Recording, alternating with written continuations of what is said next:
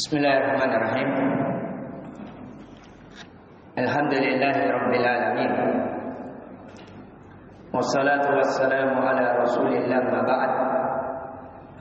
Assalamualaikum warahmatullahi wabarakatuh. Tidak ada kalimat yang lebih layak membasahi lisan kita kecuali kalimat syukur kepada Allah yang alhamdulillah kita dipilih sebagai orang-orang yang beriman di tengah banyaknya kekufuran. Kita dipilih oleh Allah Subhanahu wa taala sebagai orang yang menjadikan Rasulullah sallallahu alaihi wasallam menjadi qudwah dalam kehidupan di tengah banyaknya orang-orang yang tersesat di dalamnya.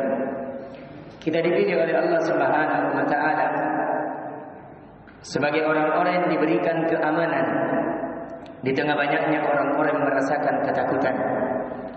Kita dipilih oleh Allah Subhanahu wa taala termasuk orang-orang yang dihidupkan beribadah kepada Allah di tengah banyaknya orang-orang yang dimatikan.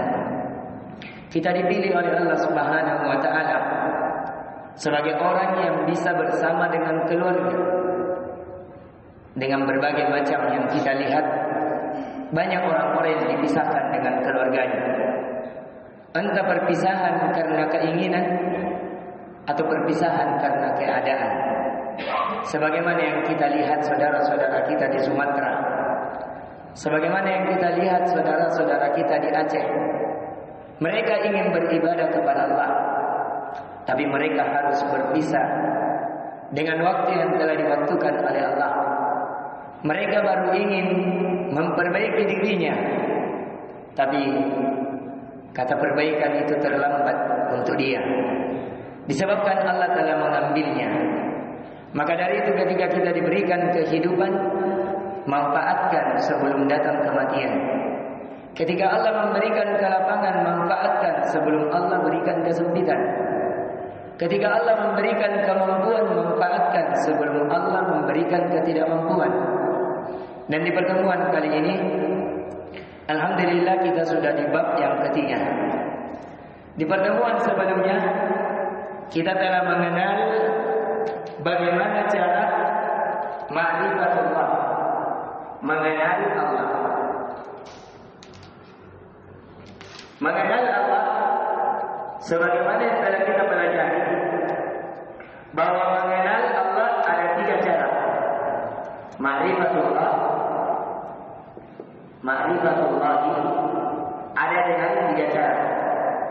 Yang kita sudah pelajari dengan rububiyahnya Allah, yaitu mengetahui bahwa Allah pencipta, pemilik, penguasa, pengatur, satu-satunya. Jadi seseorang ini tidak mungkin dipungkiri sampai orang yang tidak percaya saja Tuhan tidak bisa mendatangkan dalil akan hal ini. Karena tidak ada sebab kecuali ada penyebabnya. Sama dengan kita ada. Tidak mungkin kita ada kalau tidak ada yang mengadakan. Ada sebabnya. Dan ujungnya adalah Allah. Kita sebab ada bapak, ada mama. Seterusnya ujungnya adalah Allah.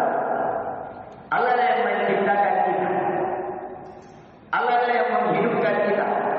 Allah pula yang mematikan kita. Ini yang sudah kita pelajari pada pembahasan 2 bulan yang lalu. Yang kedua kita sudah pelajari tentang uluhiyah Allah. Uluhiyah artinya bahwa Allah adalah satu-satunya yang berhak diibadahi. Karena Dia menciptakan kita, memberikan rezeki kepada kita, maka tidak ada yang berhak diibadahi kecuali Dia. Sungguh suatu kedustaan, kenistaan, hal yang paling buruk. Seseorang dicipta, diberikan fasilitas, diberikan rezeki, diatur, padahal dia beribadah kepada selain Allah. Ini kita sudah pelajari. Kemudian mengenal Allah dengan nama-nama dan sifatnya.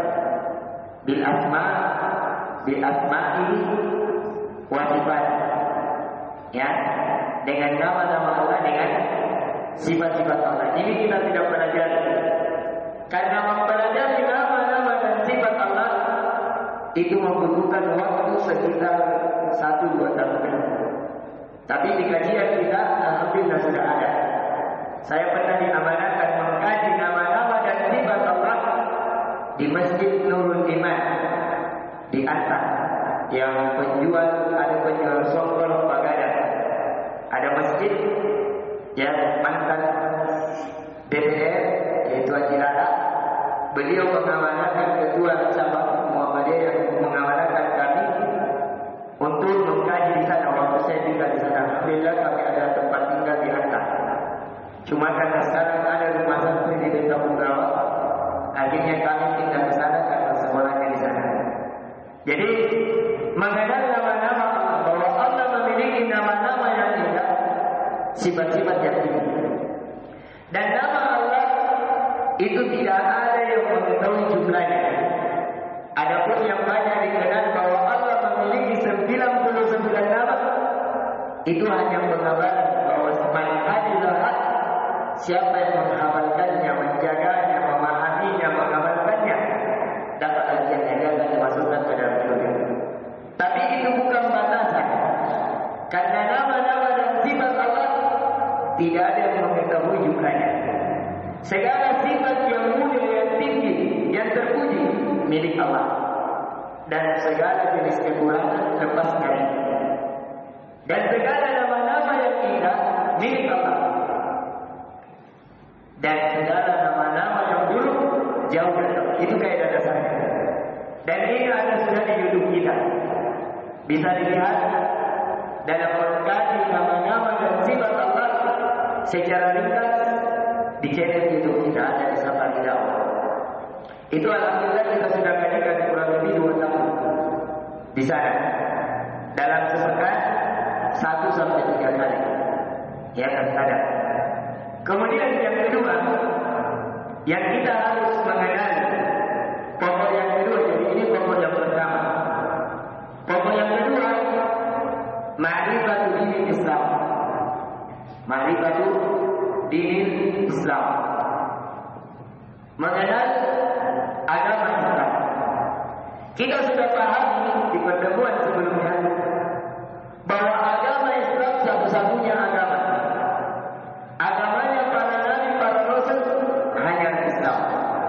Agamanya jin dan manusia hanya Islam.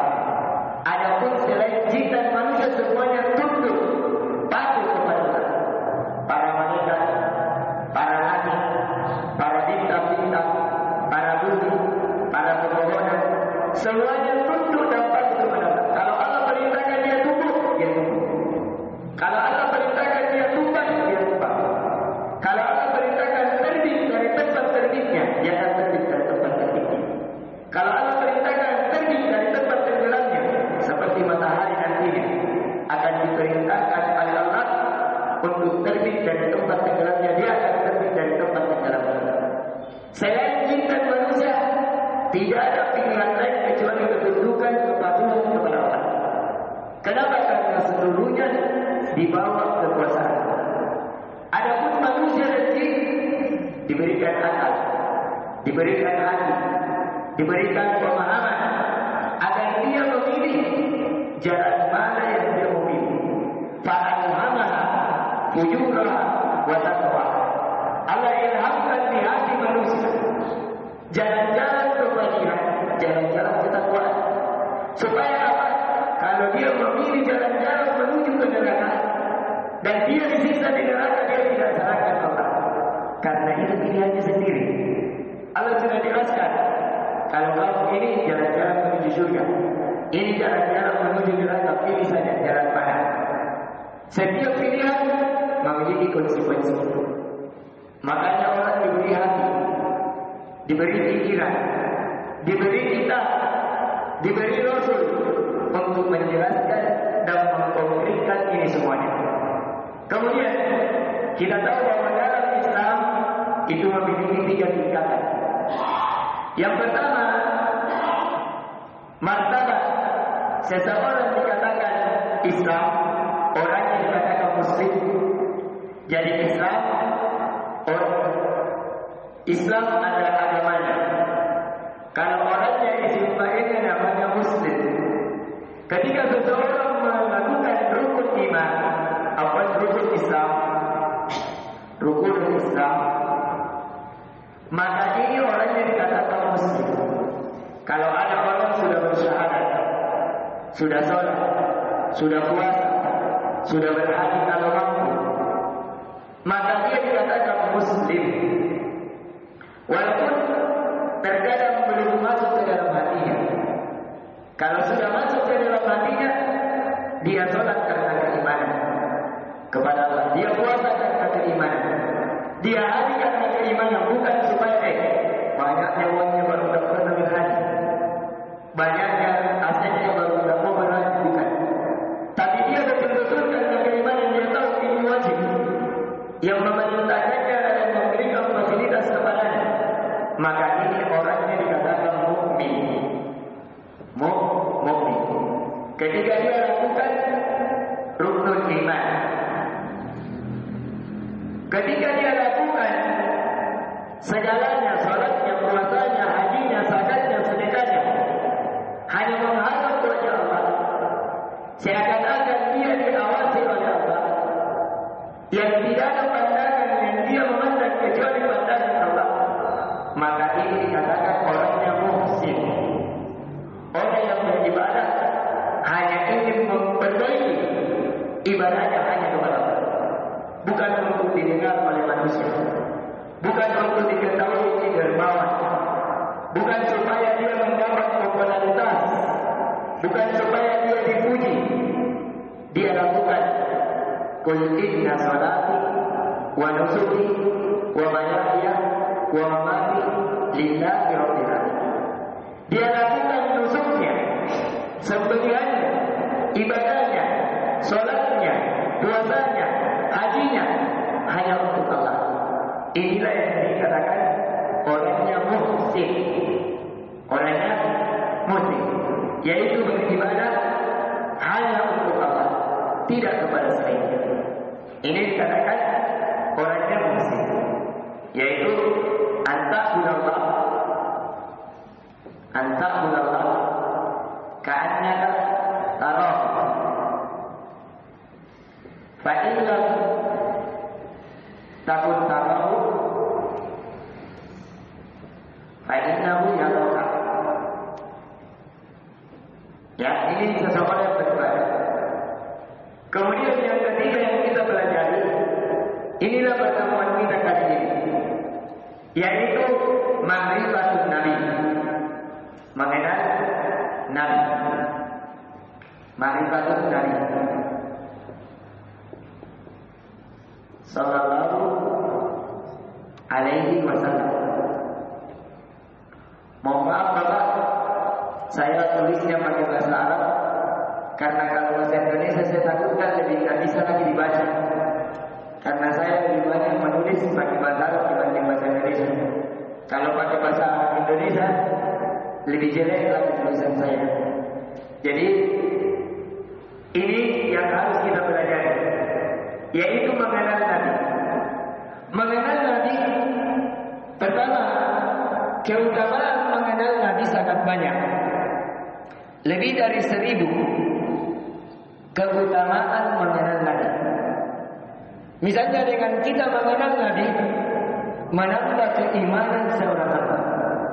Seorang hamba tidak mungkin mengenal iman yang benar kalau tidak mengenal Nabi. Seorang hamba tidak mengetahui mana kekufuran, mana keimanan kalau tidak melalui Nabi. Seorang hamba tidak mengenal mana jalan kesesatan, mana jalan petunjuk kalau tidak mengenal Nabi. Seorang hamba tidak mengetahui mana akhlak yang terpuji, mana akhlak tercela kalau tidak mengenal Nabi. Seseorang tidak akan teguh dalam beragama kalau tidak mengenal Nabi. Seseorang tidak mungkin bisa mengambil pelajaran bagaimana menjadi bapak yang baik, bagaimana menjadi kakek yang baik, bagaimana menjadi anak yang baik, bagaimana menjadi pemimpin yang baik, bagaimana menjadi warga yang baik bagaimana menjadi manusia terbaik kalau tidak mengenal Nabi. Maka dari itu mengenal Nabi bukan hanya dongeng-dongeng belaka, sebagaimana kita mengenal kemudian kita ikuti pakaiannya, bukan. Tapi mengenal Nabi harus lebih dalam. Kita mengenal bagaimana keyakinannya Nabi, kita mengenal bagaimana ibadahnya Nabi, kita mengenal bagaimana akhlaknya Nabi, kita mengenal bagaimana kepemimpinannya Nabi, kita mengenal bagaimana menjadi suami sebagaimana Nabi sallallahu alaihi wasallam. Kita mengenal bagaimana keimanan yang diinginkan oleh Allah sehingga kita dicintai, dikasihi sebagaimana Nabi dicintai dan dikasihi. Maka sangat banyak dalam berdakwah, dalam berkeluarga, dalam akhlak, dalam tata negara, dalam kepribadian, dalam ibadah, dalam akidah, semuanya ada. Ya, insyaallah nanti mungkin saya kirimkan ke ketua masjid kita di sini.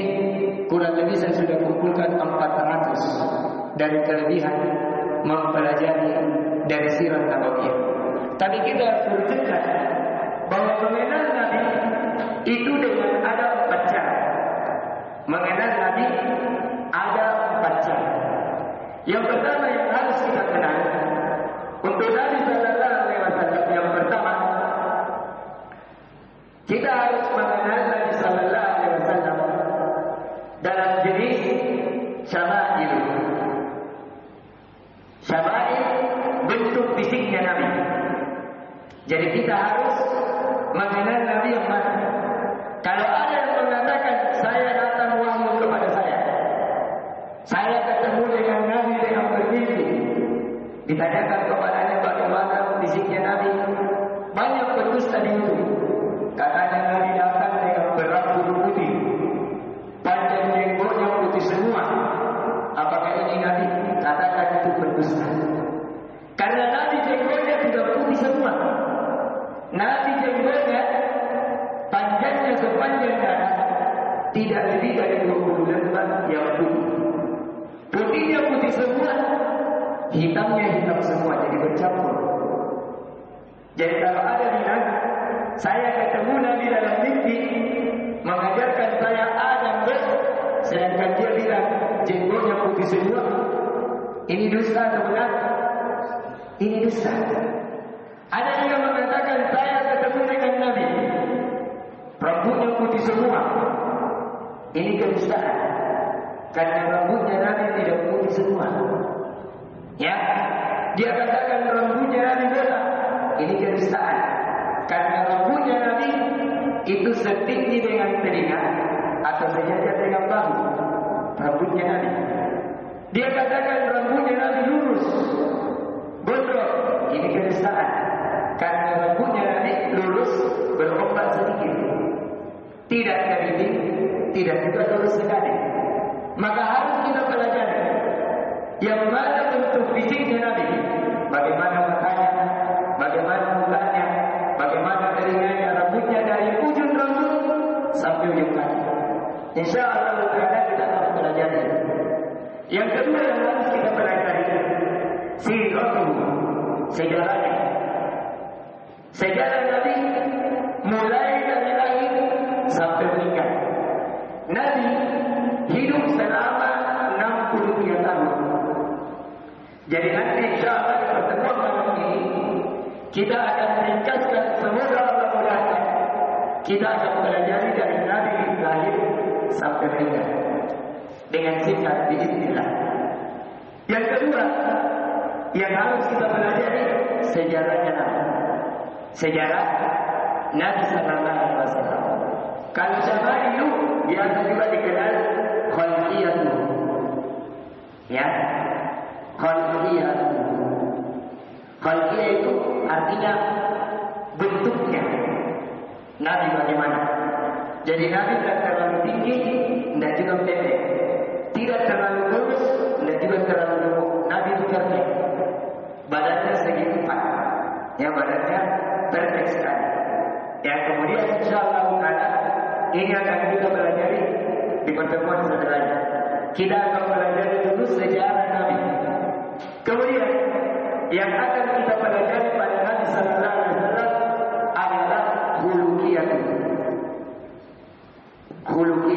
Jadi beda khuluqiyah, beda khalqiyah. Ini saya kasih di baris khalqiyatuhu. Artinya bentuk fisiknya. Kalau khuluqiyatuhu akhlaknya.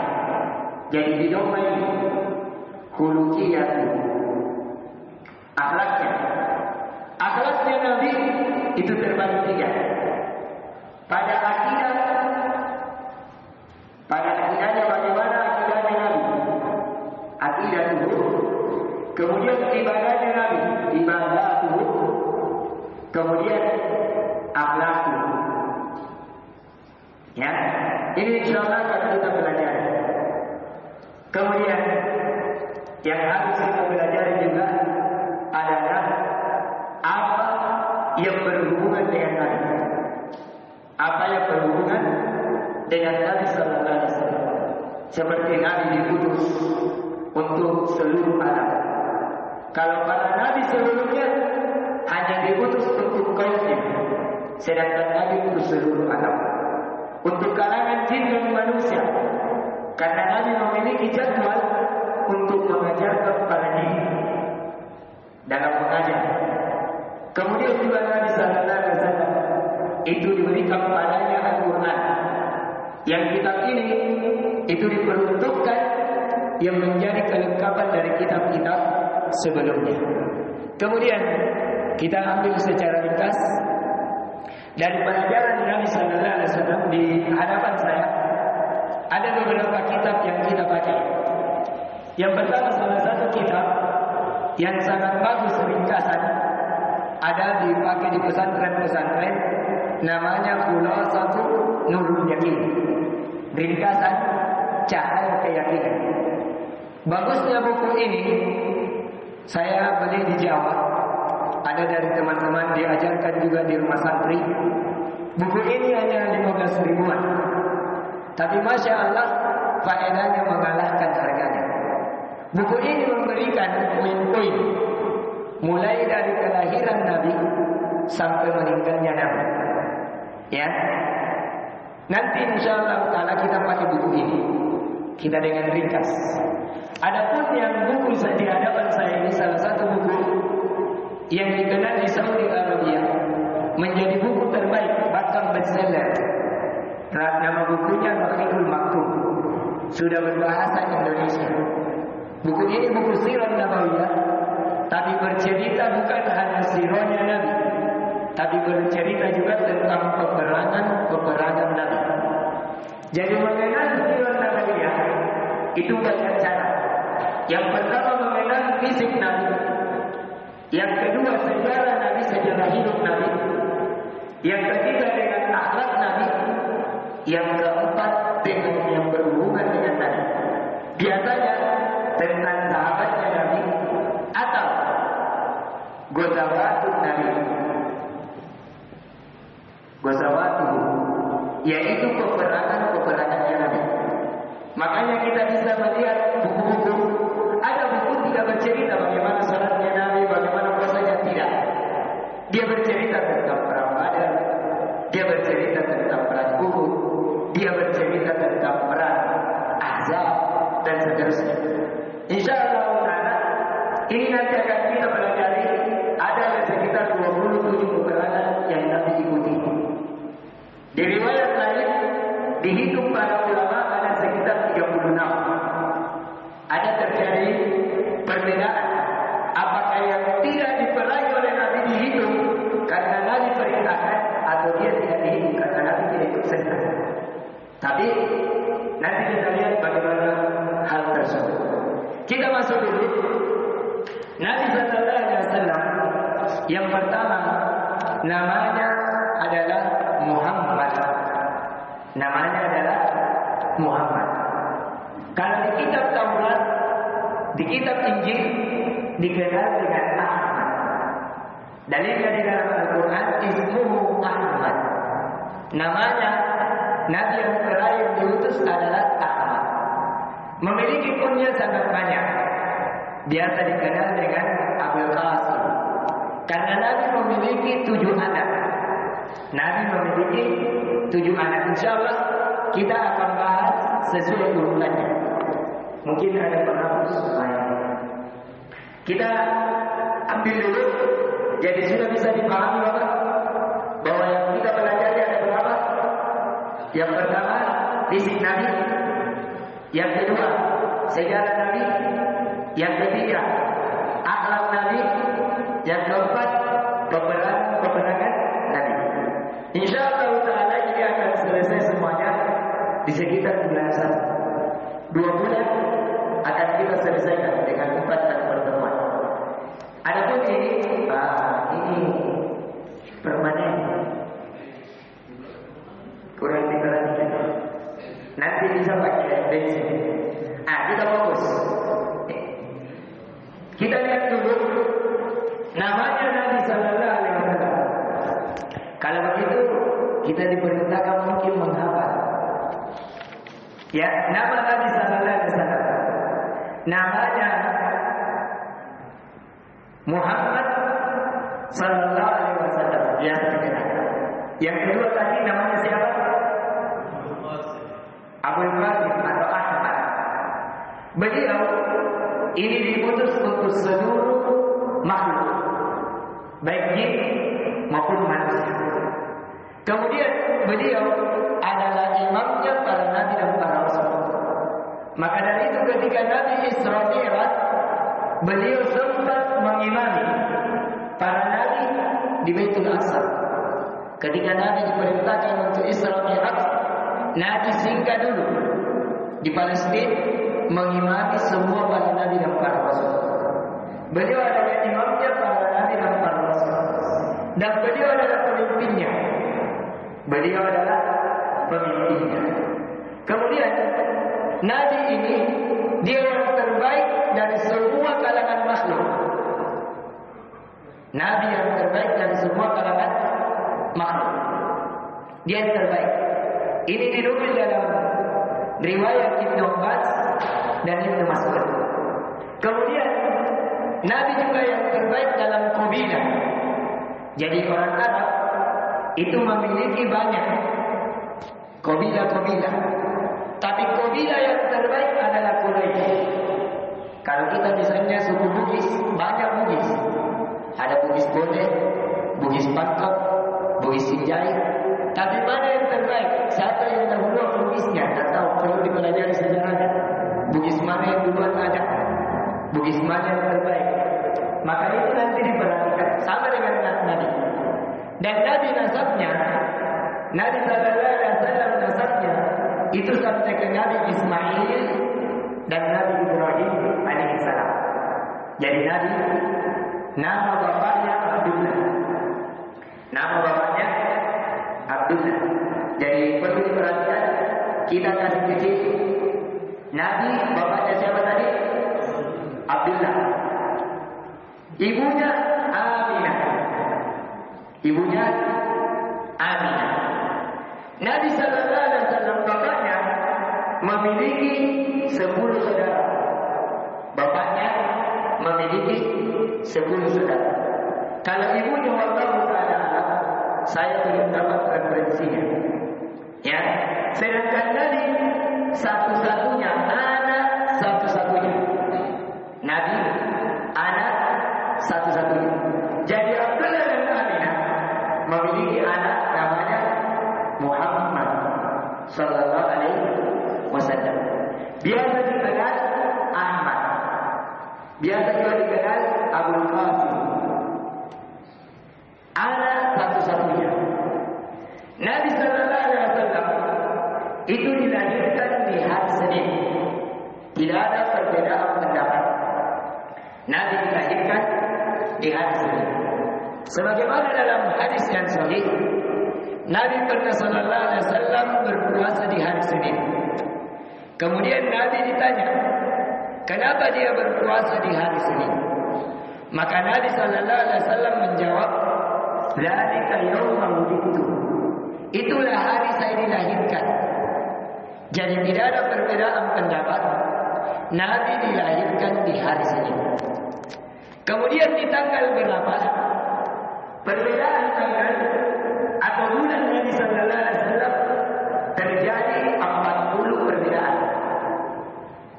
Jadi ini kenapa itu maulid tidak ada dasar yang kuat. Karena maulid artinya hari kelahiran Nabi.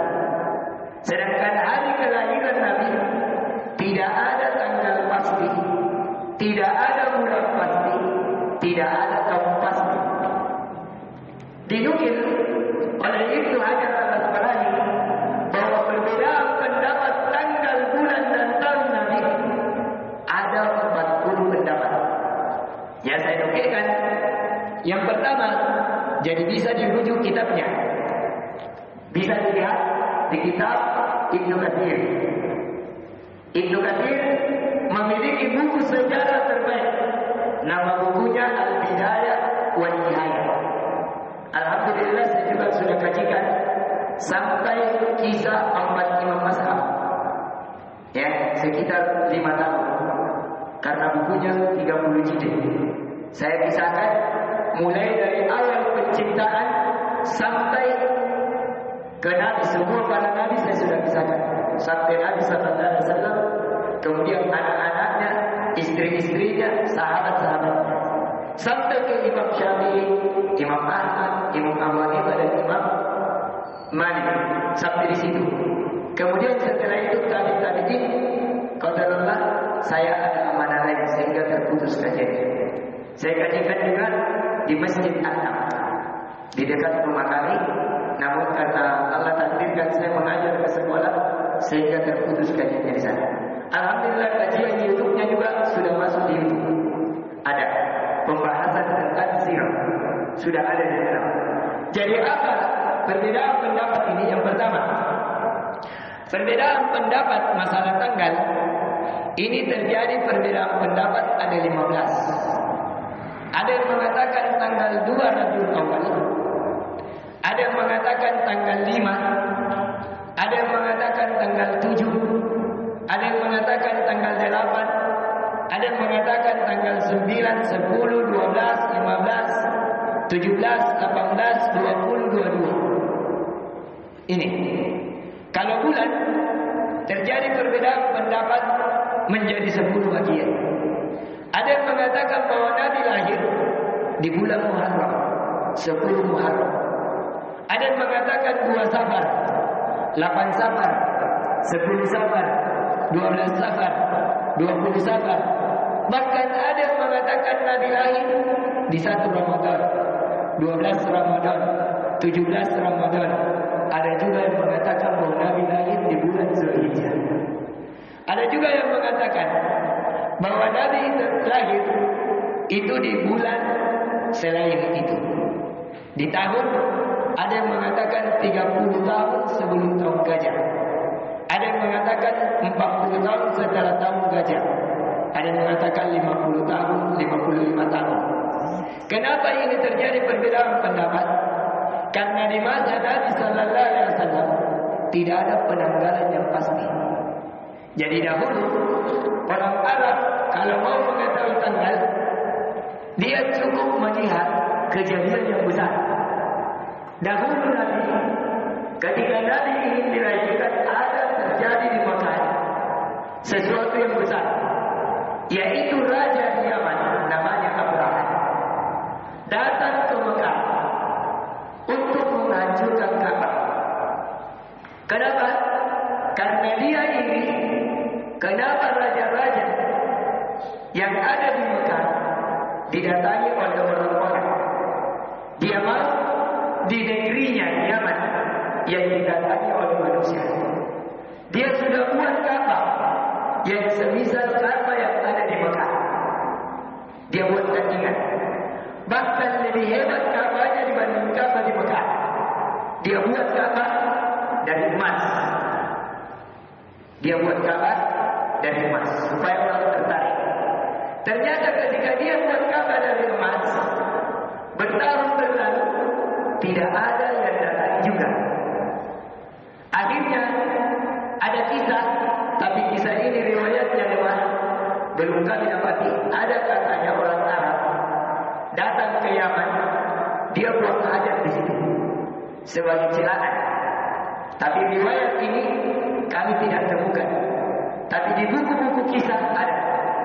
Di buku-buku kisah ada bahwa datang orang Arab buang hajat di Ka'bahnya Raja Yaman, yaitu Abraha.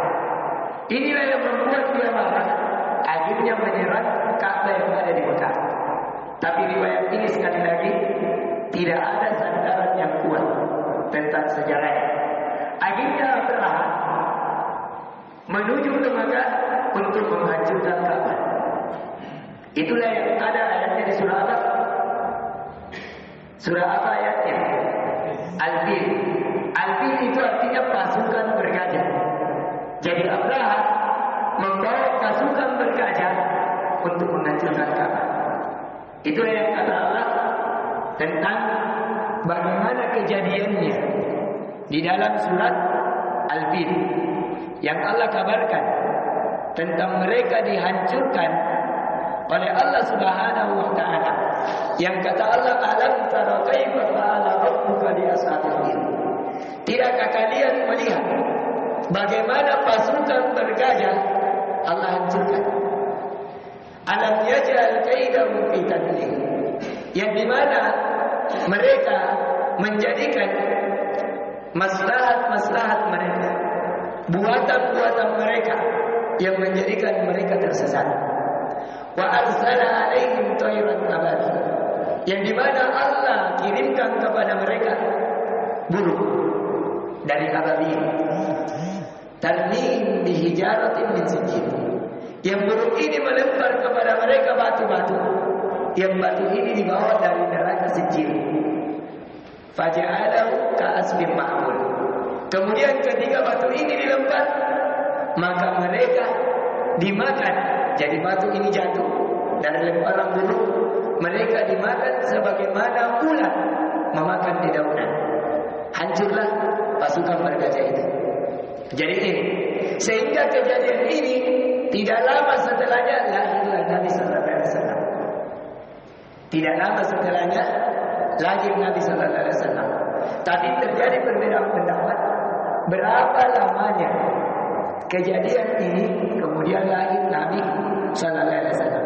Tadi ada yang mengatakan 50 tahunan, ada yang mengatakan 55 tahun, dan ada yang mengatakan dari pendapat yang lain.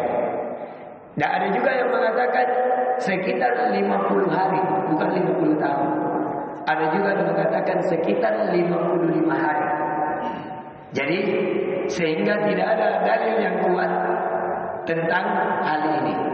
Tapi yang dikuatkan oleh sebagian ulama bahwa Nabi Sallallahu Alaihi Wasallam itu lahir di tanggal 12 Rabiul Awal. Rabiul Awal. Tapi yang dipilih oleh Ibnu Katsir dan Ibnu Hajar Al-Asqalani dipilih di tanggal 8. Jadi yang terkuat ada dua. Dari 40 pendapat yang terkuat ada dua. Tanggal 8 atau tanggal 12 Rabiul Awal. Ya, tapi kalau ada yang berpendapat lain tidak boleh disalahkan. Karena tidak adanya literatur yang pasti. Disebabkan pada saat tersebut tidak ada penanggalan yang pasti. Banyaknya versi dari kalender-kalender yang berjalan. Tidak adanya sistem akte kelahiran. Orang-orang yang lahir saja di tahun mungkin 800-an tidak ada aktenya. Ada juga orang tua kita umurnya baru 100 tahun, tidak tahu tahun berapa itu lahirnya. Tebak-tebak lagi, apalagi ini ribuan tahun yang lalu. Sehingga terjadi perbedaan yang sangat di sini. Inti pelajarannya dinukil oleh salah satu pelajar di Masjid Nabawi. Di antara hikmahnya, kenapa Allah tidak tetapkan hal tersebut agar tidak ada seseorang yang melakukan ritual-ritual tertentu. Kenapa? Karena tidak ada kepastian. Dan dilihat dari kehidupan Nabi tidak pernah berulang tahun. Ya, kalau dijelas kelahirannya, Nabi akan berulang tahun. Ya, sehingga tidak ada ulang tahun di dalam Islam. Karena kebodohan bukan panjang umur, bertambahnya umur menunjukkan pendeknya umur. Karena seseorang semakin hari semakin sedikit umurnya. Bukan semakin panjang umurnya, dia berbicara 1000 kali. Tetap seseorang ada jatahnya. Hari berlalu, maka berlalu pula dari sebagian hidupnya. Ini dari peninggalan Nabi Sallallahu Alaihi Wasallam. Kemudian kita lihat Nabi Sallallahu Alaihi Wasallam meninggal bapaknya pada saat ibunya hamil muda. Kalau kata para ulama sejarah, fi hamlatil ula, dalam bulan yang pertama. Jadi bulan hamlatil ula ini hamil yang pertama. Ya, kita mungkin sampai di sini perhatikan sejenak. Jadi hamil ada 3 fase. Hamil ada 3 fase. Ada namanya hamil tingkatan pertama, tingkatan kedua, tingkatan akhir. Kalau kita bagi seseorang hamil 9 bulan rata-rata, walaupun ada lebih dari itu, Syafi'i di dalam kandungan sekitar 2 tahun. Ya, tapi rata-ratanya orang 9 bulan. 9 bulan berarti sekitar 1 sampai 3 bulan. Hamlatul Tsaniya 3 sampai 6 sampai 9. Nabi meninggal bapaknya pada saat umur ini, masih di dalam kandungan. Jadi Nabi lahir dalam keadaan yatim. Jadi yatim dalam agama Islam, kata Ibnu Katsir dalam tafsir, "Ara'aita alladhi yukadzibu bid-din, fadzalika alladhi yadu'u al-yatim." Al-yatim mata abuhu wa huwa saghir. Meninggal bapaknya dan dia masih kecil. Kapan seseorang dikatakan besar? Kalau dia sudah bisa membedakan mana kebaikan, mana keburukan. Mana disuruh ambil itu dulu, nah, jangan kotori ini. Kalau sudah bedakan, itu sudah besar. Namanya mumayyiz. Biasanya di umur 9 sampai 12 tahun. Atau paling tingginya balik 15 tahun. Jadi siapa yang meninggal bapaknya di bawah umur 15 tahun atau 12 tahun atau 9 tahun, karena terjadi perbedaan pendapat di kalangan ulama mazhab, seseorang dikatakan balik umur berapa? Kita sudah jelaskan di pertemuan yang dulu. Ada yang mengatakan 9, 12, 15, paling kuat yang 15. Yang mana kalau seseorang dalam keadaan hati seperti ini, maka dia meninggal bapaknya dikatakan yatim. Dan di dalam Islam tidak dikenal piatu. Kalau meninggal ibunya dikatakan piatu, itu tidak dikenal dalam Islam. Tidak ada hukum di dalam Islam, baik dalam hukum pelajaran tafsir. Alhamdulillah saya selesaikan tafsir 30 juz. Saya baca tidak pernah disangkut kata piatu. Saya menyahatamkan Sahih Bukhari kurang lebih 5 kali. Tidak ada istilah piatu. Saya menghadapkan buku-buku fikih puluhan. Saya baca kitab sekitar 1000 kitab selama 9 tahun ini. Tidak ada istilah piatu di dalam Islam. Kalau ada, datangkan dalilnya. Saya traktir makan seluruh masjid. Datangkan dalilnya saja. Dari Al-Quran atau hadis Nabi. Kita acara makan-makan. Kalau ada yang bisa datangkan dalilnya, istilah piatu yang diakui melalui Al-Quran dan hadis, berarti tambahan ilmu bagi saya. Ini bisa dicari. Saya kasih waktu sampai Ramadan. Cari makan. Pergi ke perpustakaan. Ya, ini.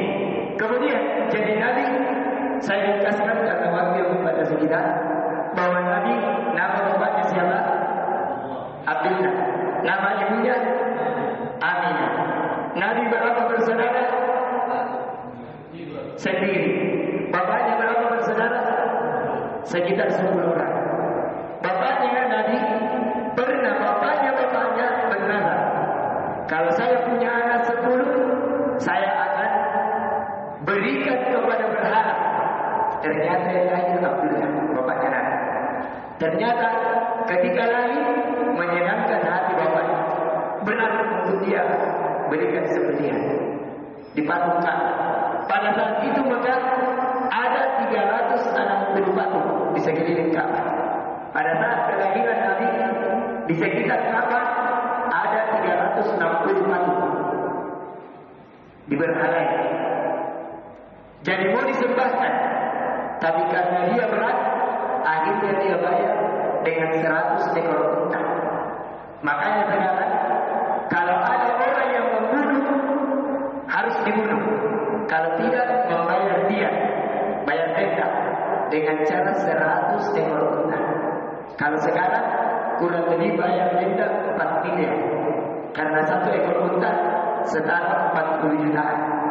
Kemudian Nabi tanggal lahirnya terjadi perbedaan pendapat keberapa? 40 perbedaan pendapat. Paling kuatnya tanggal berapa? Tak tahu.